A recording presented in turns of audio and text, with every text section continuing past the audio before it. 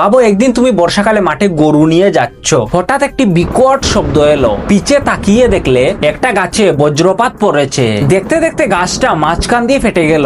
এই দৃশ্যটা অনেকেই দেখেছো, তাই না? এবার গাছের ভেতর কিন্তু কোনো নিরাপদ পথ নেই, তাই বজ্রপাত পড়লেই গাছটা ভেতর থেকে ফেটে যায়। আবার আশ্চর্যের ব্যাপার হলো, মোবাইল টাওয়ার বা বড় বিল্ডিং এ বজ্রপাত পড়লেও ওগুলো ভাঙ্গে না।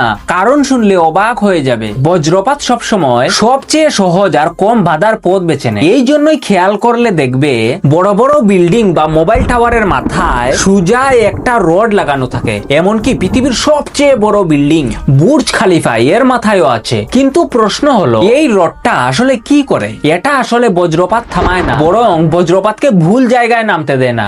এই তামার রডটাই বিদ্যুতের জন্য সবচেয়ে সহজ রাস্তা।